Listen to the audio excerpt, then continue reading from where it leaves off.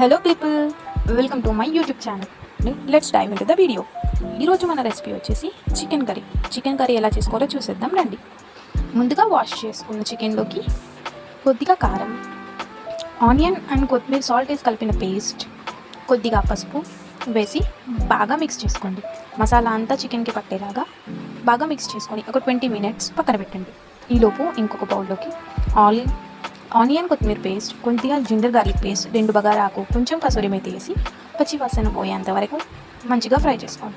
కొద్దిగా పసుపు వేసి ఇందాక మ్యారినేట్ చేసిన చికెన్ వేసి బాగా కలుపుకోండి. ఒక 5 మినిట్స్ తర్వాత చికెన్ ఉడికి ఇలా వీడియోలో చూపిస్తున్న విధంగా ఆయిల్ అండ్ వాటర్ సపరేట్ అయినప్పుడు కొద్దిగా కొత్తిమీర వేసి ఒక 5 మినిట్స్ తర్వాత ఆఫ్ చేసేయండి. అంతే, మన వేడి చికెన్ కర్రీ రెడీ.